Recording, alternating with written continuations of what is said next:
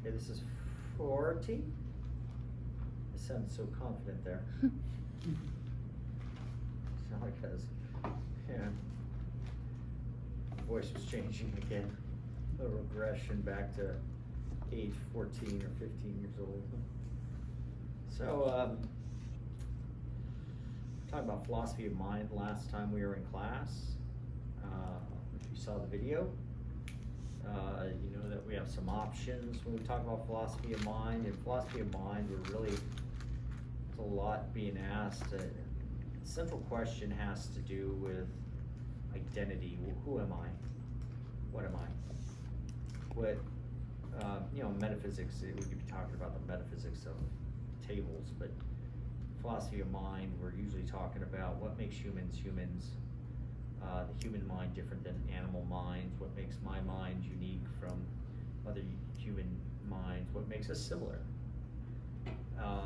and what is the nature of the mind. And in, you know, you go to psychology and go to any, secularist out there, and they often will try to locate the mind, the identity somewhere, at least in the brain, and if you're a physicalist or a naturalist, that what I am has to reduce to something physical, right? Mm-hmm. If I am a brain, and a brain is made up of cells, and cells are made up of atoms, then I am nothing more than atoms. Well, how does that make me special? Because I have more atoms than other atoms, or my atoms are arranged in a more complex order than other atoms? In what regard does complexity make something more valuable? I mean, because again, when we talk about life and the value of it, if we are nothing more than physical things, we're just reduced to the parts, and that structure is finite. It's just going to fall apart anyway. Why do you have value in preserving that in any regard at all? Why is life more valuable than non-life? Rocks versus plants. Why should we preserve one over the other? Animals over plants. Why should we preserve one over the other? Sometimes we want to preserve our roses over the aphids that feed off them, right? But should we? Why should we care about human life over other animal life? Is there any value to it? And from a physical sense, I mean, if we're all made of atoms, right? And we're just shaped different, or have more of, I mean, clearly a cow has more atoms than I have, but the structure of my atoms might be more complex, oh my God, more complex than the other, right? The bovine DNA or whatnot, if it is or not. Our brains may be bigger in size, that may be one thing, and have different parts. But how does that translate into value statements? And so, I mean, is there something more to us than that? And if not, I don't see how we could get a value statement that suggests that humans are any more valuable than any other animal, or that any other animal's more valuable than any other life form, and any other life form's any more valuable than any non-life form. Okay? Because it's just parts. Lawnmowers are not living. They're parts rearranged in a structure that do things, that follow the laws of physics. Okay? And that's going to be a big deal in the philosophy of mind, because if we are not anything other than physical beings, then where does our free will lie? Now, who in here, all of you watched the video and you all saw the part where I broke down the faculties of the mind? It was in lecture 13. Yeah. I haven't seen that. Oh boy, it's brilliant, wasn't it? It was awesome. She's like, I don't know about that, but alright. I was hoping she'd be like, yeah. Watch this. It's informative, okay? if not amazing, because I can't even say it's brief. We talk about parts of the faculties of the mind and what the mind does. One of the things the mind does, one of the faculties of the mind, I should say, is the will, volition. The question is, are you free to choose? Mm-hmm. Can you choose otherwise? Do you do things because you will to do them, or are you determined? Now, I threw that. Mm-hmm. I didn't even try, Yeah. right? You naturally just went, Yeah. Perhaps it was a learned response. But I could care less about your response or my lack thereof, right? Okay. I'm more concerned about the pen. What choice in this did the pen have? It didn't. Had no choice. Can I blame this pen for being where it is right now? Why are you under the chair, marker? How dare thee? As though there's a moral culpability. You must hate me. You're hiding from me. No. Marker is a physical object. There's no mind involved. It's a physical thing, and it is at the mercy of its physical surroundings. The laws of gravity, right? And inertia when it's thrown, I suppose. But that's it. I mean, there's nothing we can. I can't blame it for running out of ink. When it dries, and it dries because, again, physics, right? Mm-hmm. It's a physical thing. If you are physical and only physical, at what point can you say you get free will to make a choice to do this? And by the way, to what am I referring when I say the word you? To what are you referring when you say the word I? That's a big question in philosophy of mind. When I say I, what do I mean? Me, myself, and I. To what do all three of those words, terms, what do they refer? To what do they refer? The Is it a self. break? Go ahead. The self. The self. But what is the self?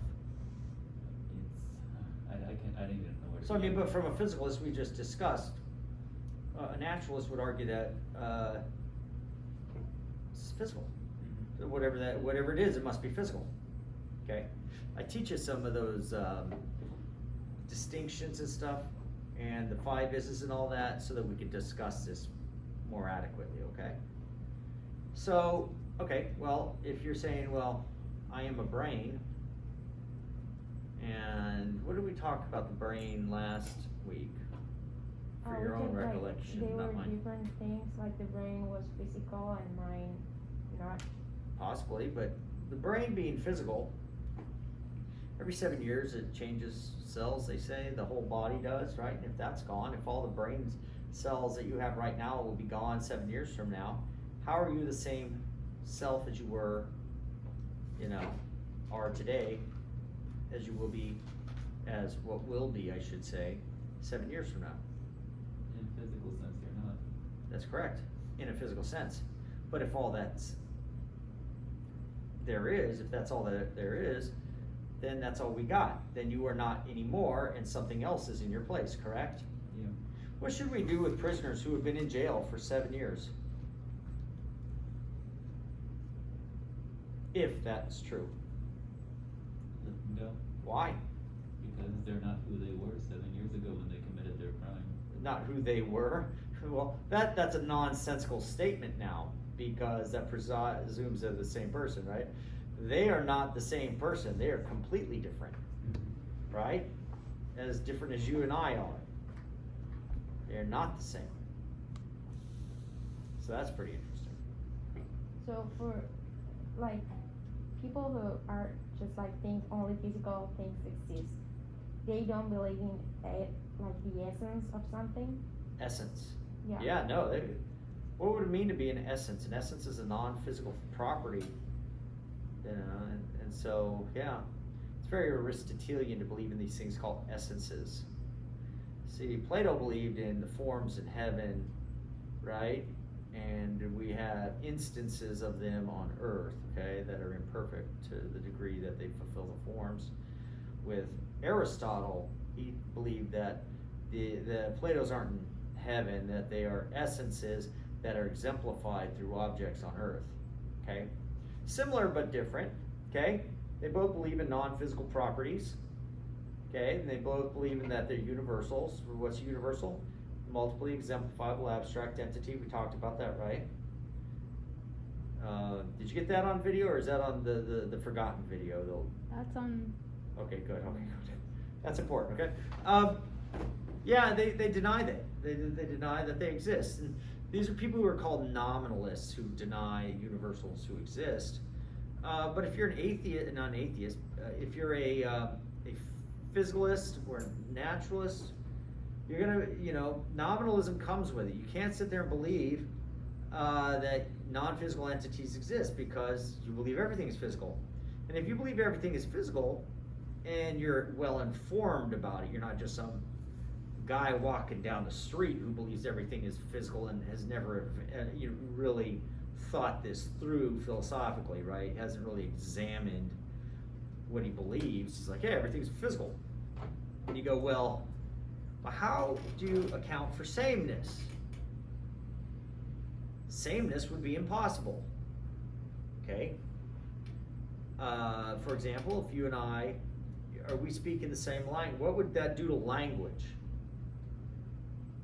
Because words, we have words. What would words be?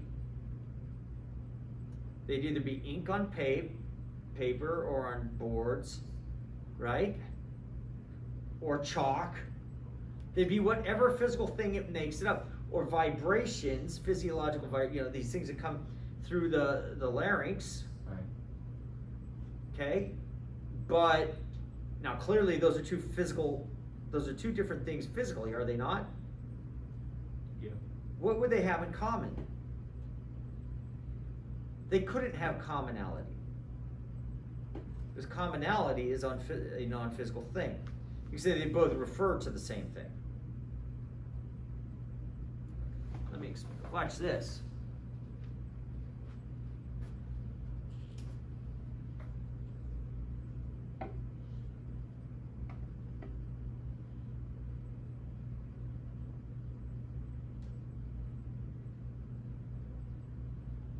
Talked about the type token distinction, right? You know about that. Type token distinction exists because universals exist.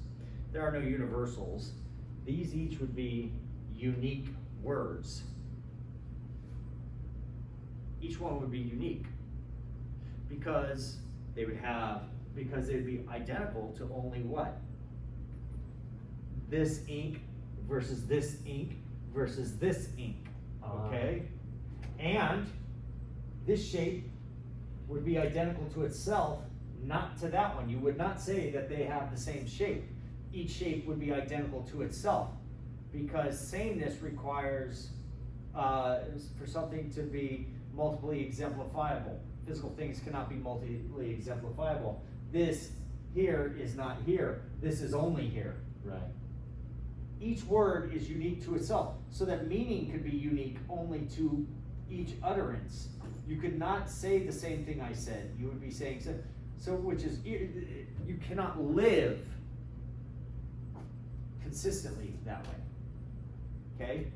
Some guy writes a book, I could just go photocopy it, sell it, go, well, that's not your book. That's my book. I photocopied it. He goes, well, I wrote it. You wrote that one. That's your ink on those pieces of paper. This is my ink on these pieces of paper. And he's like, no, but they mean the same thing. Oh, really? No, yours means what it means and mine means what it means. Each meaning is unique, right? Because meaning is non-physical. Does that make sense? You can't give me a hand of meaning, can you? No. Of purpose. Can you give me, a bucket of purpose? Of whyness? Of aboutness? What is the story about? You can't give me that. It's not a physical thing. These are all non-physical things. But the naturalist cannot explain those. So, but they try. And they try to reduce, and we're going to, we'll probably get to, maybe if we do get there today, I'll show exactly what I mean by that. Until then, I'll be vague. All right, philosophy of mind. I wrote this on the board last time. I'll continue to write this stuff. Is this on here right here? Am I in here? Let's turn on some lights so you can see it.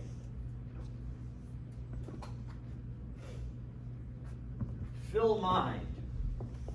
It's a fee, right? And see how well I reproduce this each time I do it, okay? On this side, we're gonna have monists.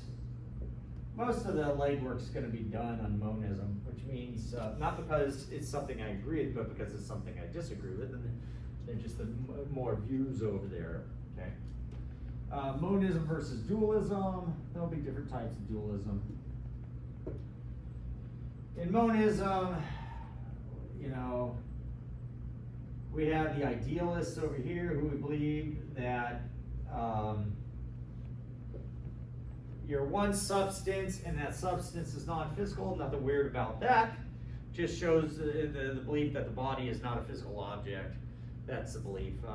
One group that believes that is, I think, the Christian Scientists. They believe all is, I don't want to call it an illusion, but all is spiritual. That's why there's such big, which is funny because the Christian Scientists are just, they're neither Christian nor are they scientists, okay, in any traditional sense of the word.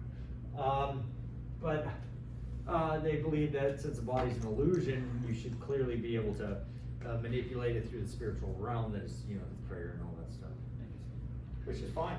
I mean, obviously free will assumes that the non-physical is driving this vessel here. That there is non-physical power that we have over the physical thing. So can I levitate things? Yes, I can. I'm levitating my arm. Okay, you go, well, you're doing that by yourself. Yeah, the question is, what is myself? What's the driver of it? Okay. Idealism versus natural, physical. You have this physicalistic, right? You have physicalism here, monism, and you have different views of this, which is reductive and non-reductive. We got reductive here. And last week, I talked about reduction. To repeat it, I would do this whether you guys were here or not, so that's not bad. Reduction just says if A is identical to B and B is identical to C, then A is identical to C. If A is identical to B, and B is identical to C, then A is identical to C. If the mind is identical to the brain and the brain is identical to atoms, then the mind is identical to atoms. Okay? That's reduction. Okay? And so there are different theories of reductive physicalism in the monistic theory of mind, philosophy of mind. And the first one we talked about the other day was behaviorism.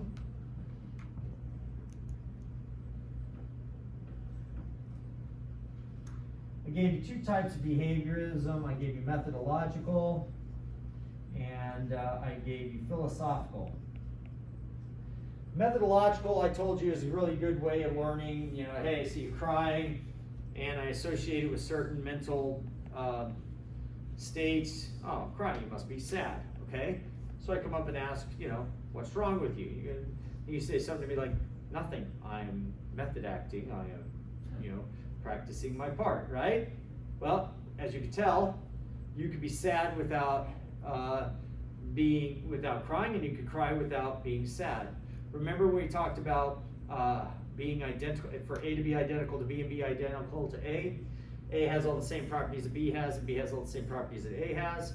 So if the property B in sadness is nothing more than crying behavior, right? Then that would follow that if you are crying, you have to be sad because it is the same thing. On the other hand, if you could be sad, the mental event being sad, ME for mental event, okay? You could have or mental state, we could call it. I mean, mental event or mental state. Not all mental events are mental events or mental states, but all mental states are mental events. You're in the mental state of being sad, but you're not crying. You're like, you're like a man. You push it down. Your dog dies, and you're just like, okay, I'm just going to walk this one off, and then it comes up later, when you explode at somebody, right? I don't know where these come from. Right? I'm stealing this from Bill Burr. Anyway, so point being, you could have sad behavior and not be sad, and you could have sadness and not have the behavior. So they're not identical. So so philosophical behaviorism, which says they're the same thing, is false. And I really can't tell you if anybody actually believes that nowadays, okay? But we do often say, oh, a dog's sad if he's crying and whimpering and blah, blah, blah. Most dogs do, I'd say that's a result of it, not, it's probably not method acting. Dogs aren't sitting there, preparing for their big part in Benji, the sequel. But you can train a dog to whimper and, do that, I suppose. And they probably might not be in any duress. They may be like, hey, I want some food. That's what dogs like, okay? So, but there are those who believed it, and by now, philosophically, it's probably rejected for the most part, but it was there, and that was a chance. Here's another one that's really going to be a lot more, I'm going to say accepted, defended, fought for. Probably find this. So she was going into neuroscience and psychology, psychological neuroscience or neurological, psychology. I think that was it. Neuroscience, psychology, all good, fair and well. I think it's a great field. And I was going to say, oh, you ought to go to a particular school. I don't want to name that school because I don't want to bash them from it. But I realized, oh, I don't want to send her to that school. It's a good school for many things, but the people in that department would probably teach her some bad things, okay? Well, anyway, type. I should probably explain a little better what I mean when I was saying it. First, let's start off with neuroscience. Neuroscience talks often about, I have a friend, she was in a neuroscience program, and they study the brain waves and all that, and what's going on with the brain. And so she would do stuff, and they'd have all these convicts come in. She was in this big study where they have these convicts come in. They hook them up, all these electrodes to their head and all their body, and see what was going on with them physiologically and neurologically as they talked, and they would ask them questions. And the prisoners were like, some of them were very afraid to do this. Like, I don't know, I think you're going to be able to read my mind. Which is interesting, because it's not inconceivable that if you find out that every time the mind thinks something, that there's a brain response. You map the brain response, you go, well, hey, I just asked this question. Every time one lies, this part of the brain goes off. Well, guess what? He's lying. So you could probably imagine it get pretty complex to the point where you can figure out what a guy's thinking about. Right. You know, you start asking these questions, you're like, hey, tell the truth. I mean, there's a great way to know what people are thinking about. You just ask them, but, you know, they can lie to you, and if they're convicts, right, you know, they want to hide that from you. But that would be, you know, of course, the question is the thought the actual neurological event, or is the thought what causes the neurological event? The type of brain event we're going to talk about. Okay, so we went from behavior now to something which is, in a way, still a behavior, just a lot less accessible, if that makes sense. Because now it's in the brain. I think that's the first time I've ever explained it like that out of all the years I've discussed this, to refer to it as a behavior, just a little hidden. Behavior often has a sense that you have some say in the behavior, right? That there's free will, right? Yeah. Somewhat, yeah. And then in the brain events, we usually don't think of us having brain event free will as much. I don't know. Did you stimulate your basal ganglia right now? Something like that? You want to give us what we're doing, think about. All right, what that word refers to. Type identity is the next theory we're going to talk about. That's where I bring this up. That for any mental event would be identical to some kind of brain event. Okay? In the case of pain, let's say you have some kind of neurological event. You accidentally kick the desk and you hit your foot and you go, you've got a certain neurological, what's called a C fiber firing event, okay? So you've got these nerves and they're made up of different fibers and different types of fibers. You've got this thing called the C fiber, right? Associated with pain. So you got a C fiber firing event, okay? That whenever I'm in pain, I will have a C fiber firing event, okay? I don't know what the heck I'm doing right now. C fiber firing event, okay? So pain, the mental event of pain, we'll call a C fiber firing event. We're not going to call it jumping up and down and shouting out or crying like we did in behaviorism.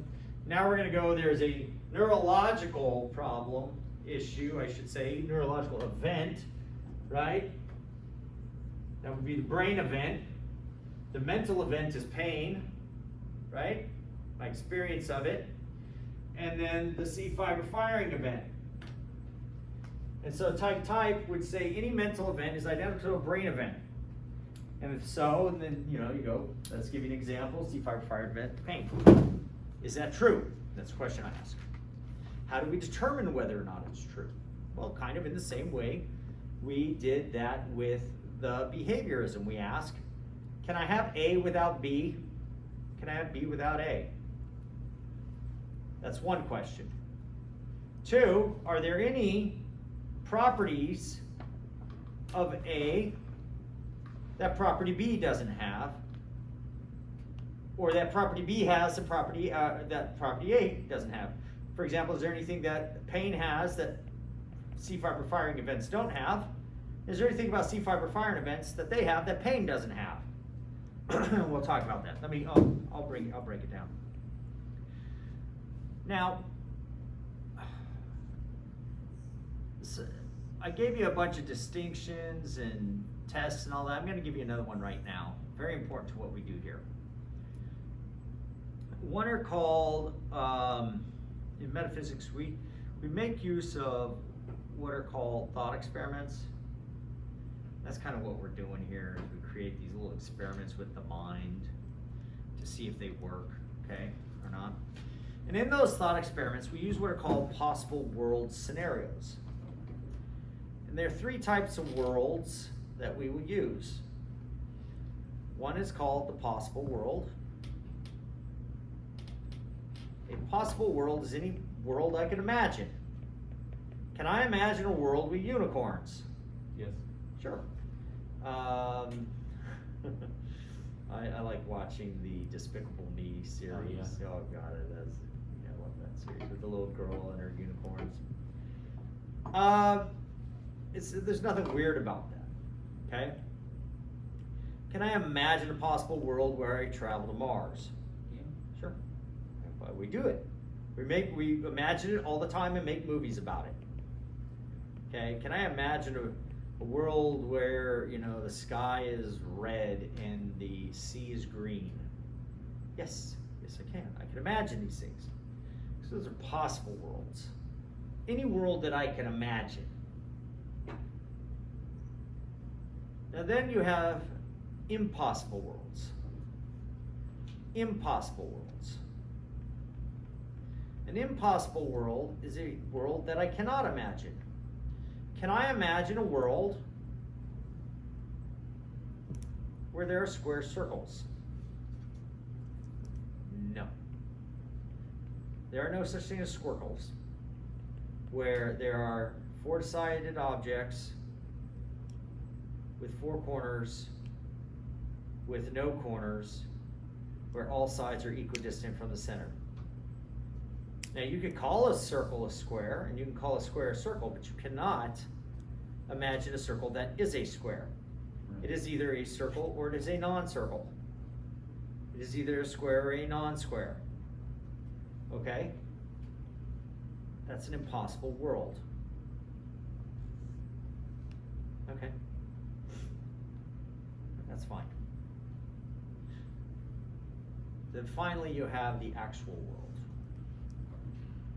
In the actual world right now, as of now, we don't know of any unicorns that exist. Okay? It's possible they could exist, but they don't. Okay? It's possible that the oceans could be red and the sky, or sky could be red and the oceans be green or whatever. But they're not. They reflect blue, and that's the way it is. All right? The actual world. Okay, so let's get back to the mind. We ask about C fiber firing events. We ask the questions, you know, can I imagine a possible world where I have pain and I don't have C fibers? You didn't even know what C fibers were 5 minutes ago. I could be making them up. Okay? So could you imagine a possible world in which you had pain, the mental event of pain, without said things called C fibers? The answer is yes, and this is where we've come up, where philosophers have developed the possible world scenario of Martian pain. Thought experiment using the possible world scenario of Martian pain. That is, we've got these beings from Mars. They're different than beings on Earth, and they're made up of different stuff than we are, and they don't have C fibers. They have other things, other types of things they're made up of. And you kick the Martian in the what appears to be their knee, or right below it in the shin, like my little sister did once. I cried, which I was embarrassed because I was her older brother.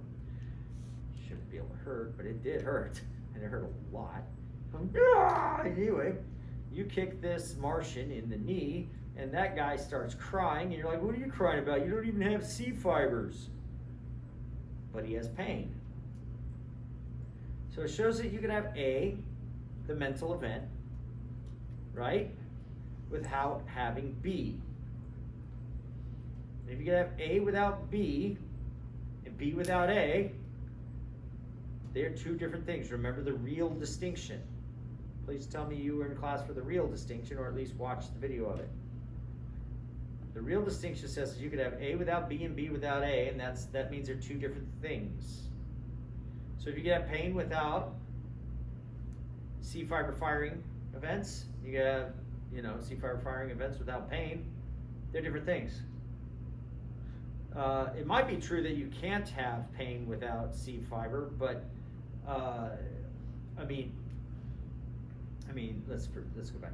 What if you had all sea fiber firing events were, no, actually, you think about it, let's go to a dead body. Imagine stimulating a C fiber of a cadaver. Is there pain there? That would be interesting. Or what about like the amputees who have pain in their leg that isn't really there Phantom anymore? limb. Is that Yes. like what you're talking about?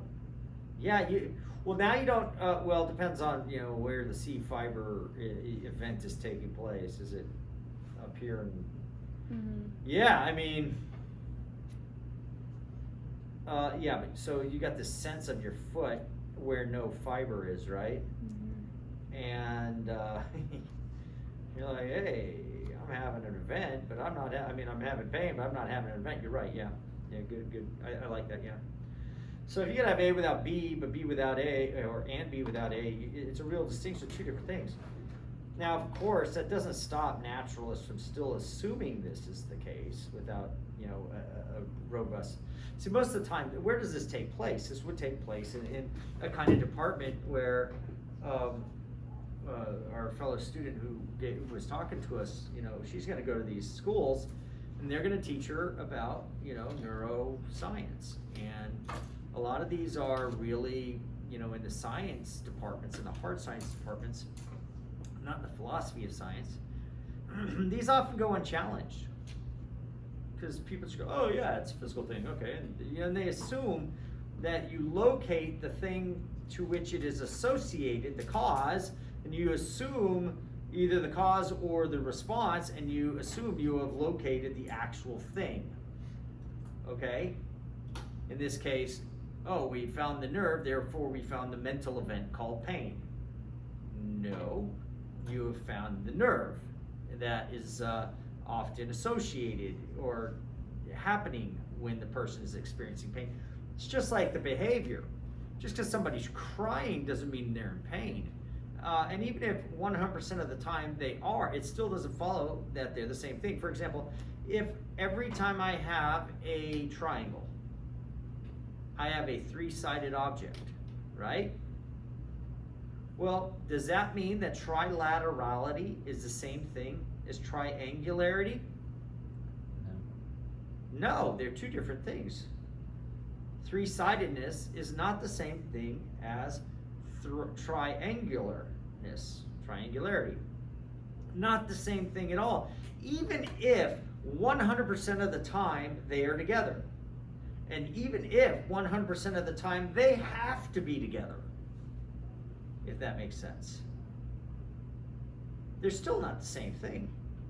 Even if every time one feels pain, one has to have a neurological event, it doesn't follow that pain and the neurological event are the same thing. They're distinct. Type, pardon me, here we go. Type identity is saying the type of brain event is identical to the type of mental event. Okay. It's just false. You could have A without B and B without A. At least all you have to do is conceptually be able to do that. That's why I gave you the possible worlds scenario. So that, because all you have to do is be able to imagine it.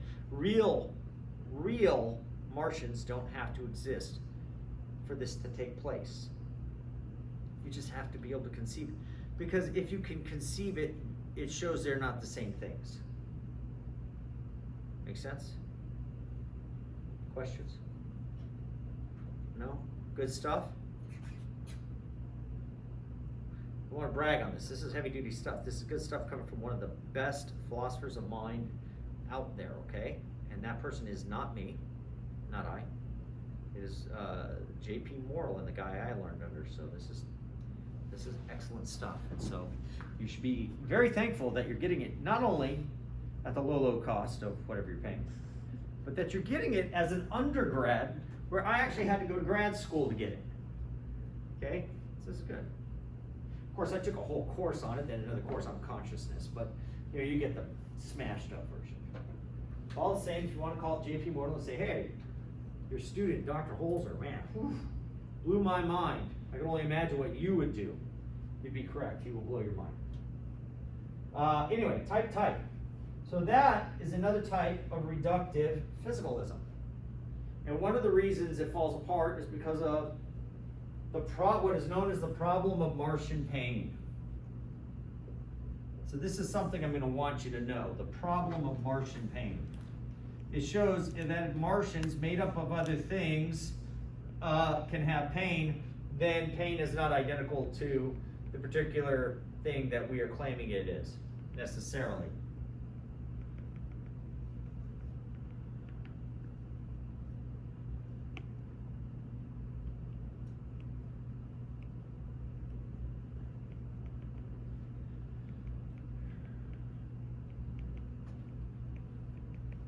Which will bring me to another little testing tip for us. Here in a second.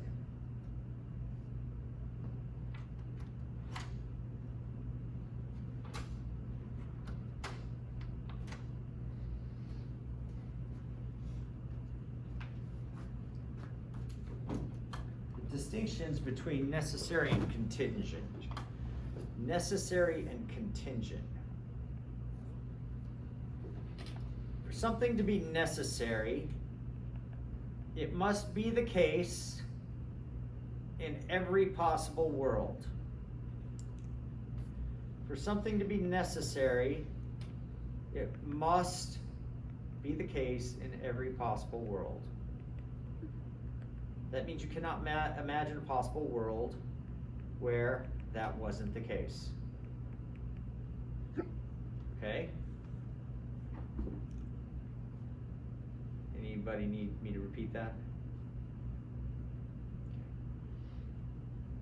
I'm a very slow writer, so as a student, I was constantly behind on my notes. I feel like, this is, and it's bad when you're a slow writer and the faster you write, the worse it gets. And you're just like, did you get all that though?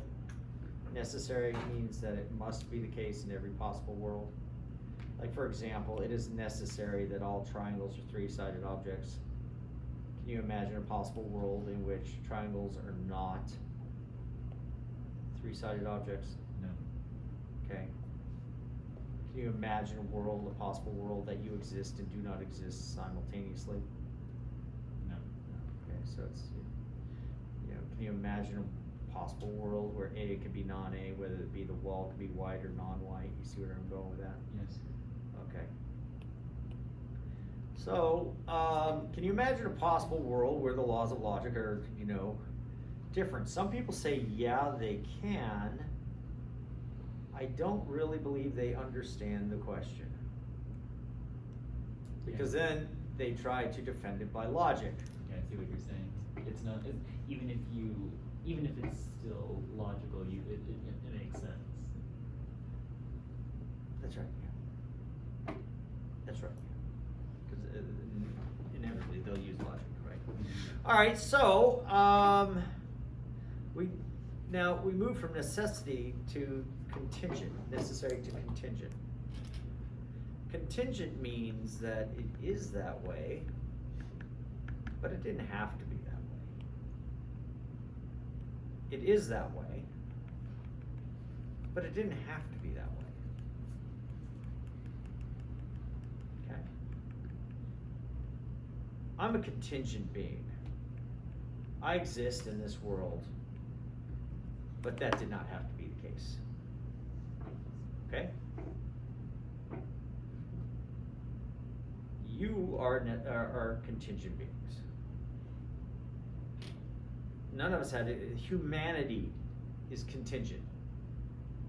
Earth is contingent. Now, by the way, just because it does exist, it doesn't follow that it had to exist. Because in the possible world scenario, we can imagine a possible world, a probable world, that the universe never existed at all. Mathematical probability suggests that it ought not. But it does, so here we are. So we can say, yeah.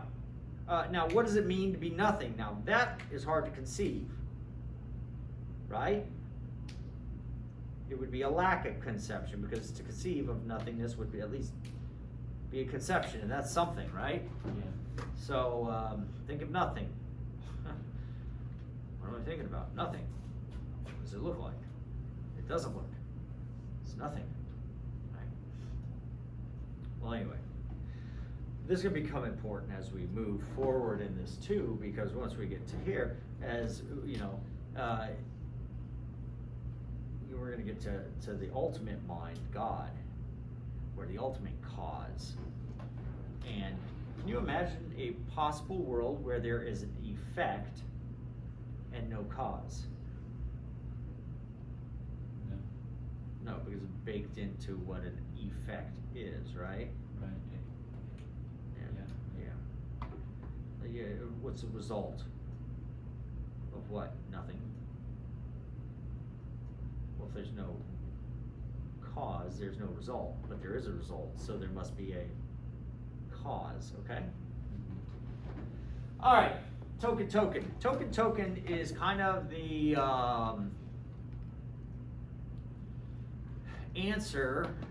attempted answer to the problem of Martian pain, okay?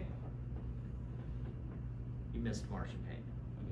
Remember, we discussed it before you walked out the door, but then I reiterated it as you walked out the door, and I wrote it down. So Martian pain, as I was saying, as we imagine a possible world where there are Martians made up of something wholly different than we are, right? Okay. And they still have pain even though they don't have C fibers, right? So they have different physical events, but they still have the same mental event called pain, which shows that the mental event of pain is not identical to the particular physical event, the type of physical event, because they're different types, right? They would have some other type than we have, okay? I think I understand. Good. You watch the film again and it'll help even more. You watch these things a couple times and you'll be like, oh yeah, all right, that's kind of cool. You catch things you missed, etc.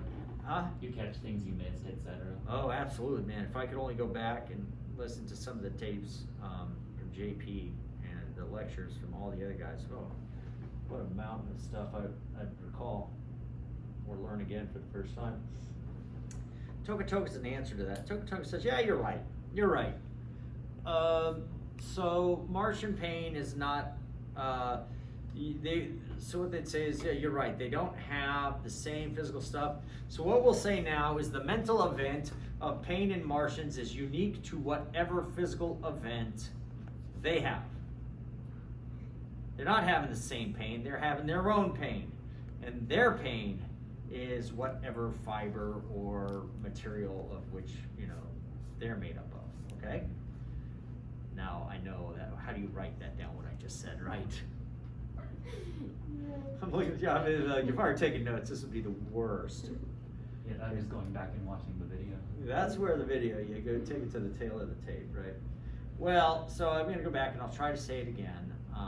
So Martian pain says that, or the problem of Martian pain, right, brought about token, which says, in answer to Martian pain, that whatever the Martian physical event that has taken place, right, that is what we will call Martian pain. Okay? Martian pain is identical to that physical event, okay? And it is, so Martian pain is now identical to whatever physical thing that is. And human pain is identical to the C fiber firing event. Now, here's a quick question. Did you guys get all that a simplified way that I had to write down? I hope so. Here's a quick question though. Why do you call it pain? What does Martian pain and human pain have in common?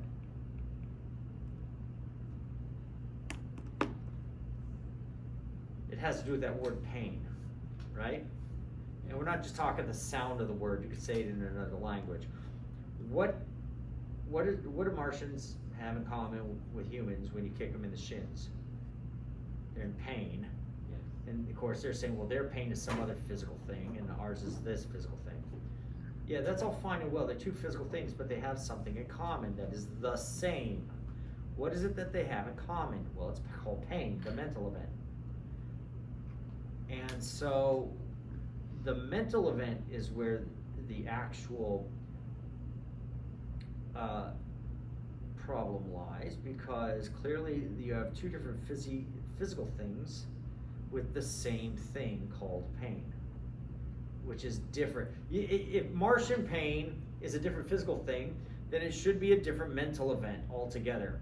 But the point is that the thought experiment still assumes they're feeling pain. And you guys don't even know what your body's made up. Well, I mean, by now you probably do, to most of a degree. Tell a child that, he just knows he's in pain. Well, what does he know? That he's in pain. He knows it hurts. Yeah. That it hurts. He knows the sensation of it. He knows the owiness of it, the intensity of it. You know what he doesn't know is the shape of a C fiber firing event, or whatever Martians might have. And here's where we get back into the other stuff. Does pain have color? No. If I dissected you guys and found your C fibers, would they have color? I'm not gonna. Yeah, Okay. you'd be able to see them. They'd have some color. They'd be reflecting some light. Yeah. If I were in pain right now, would it have weight?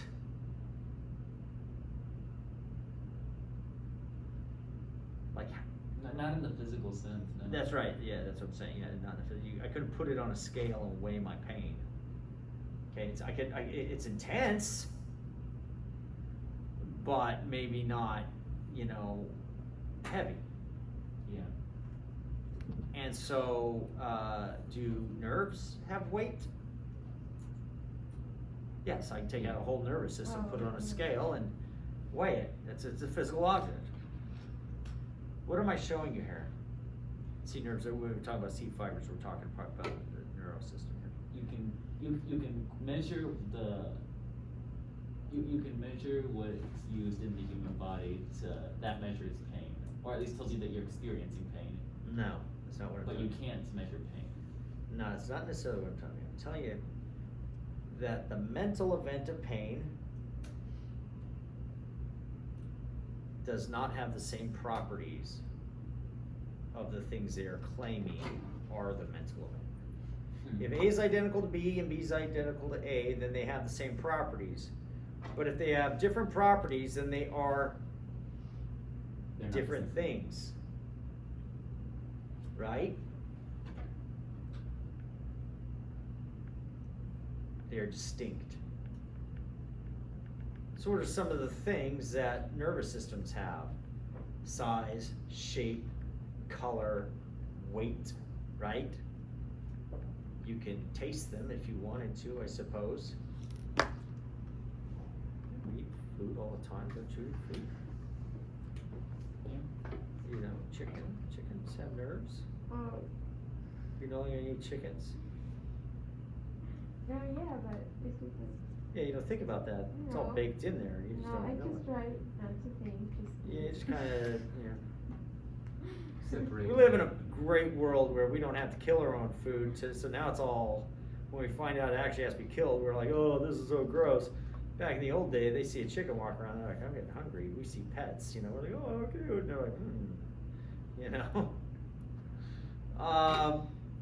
So what we realize is that the properties that are being claimed to be pain or mental events turn out to be completely different, or the objects they're saying this object is this pain, this mental event is this physical thing.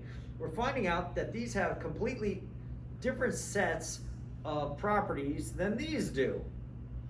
And that must mean that they cannot be the same thing. Pain has intensity, has duration, of course. It's either sharp, dull, right? Throbbing, pulsing. Oh my God, I'm about to cry and kill me now, or I can handle it, right? Physical events have weight, size, structure, right? I could take a nervous system, grab one hand, I can hold a nervous system in my hand. Would I be telling you, can I say, oh, look, as I feel that, I go, I feel your pain. No. You have real true empathy, right? I can feel your pain. No, that'd be ridiculous, no. So two sets of properties. And that's true whether you're a token theorist or a type theorist. The real issue here is that pain is, the mental event is that which is consistent between Martian pain and human pain. And that's where they are the same. Because Martian pain, if they say it's identical to the token, that being Martian DNA, whatever physical things they are, you'd go, okay, so is it not a displeasurable feeling? They go, no, it's pain. Okay, so it's pain. That's why what we're talking about here. That's the same thing you and I call pain. But they're just associated with different things. And so they haven't really escaped the problem of Martian pain. Okay? All right, so that should conclude at least those three areas of the reductive theories of physicalism under monism. Let's go to non-reductive. Non-reductive, there are also a few. Let's see, the first one will be called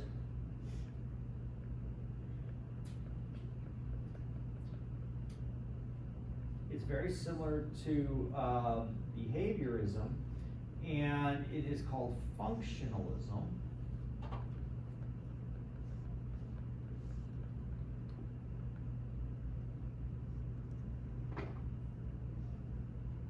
This will fit probably really well with some kind of evolutionary biology theory.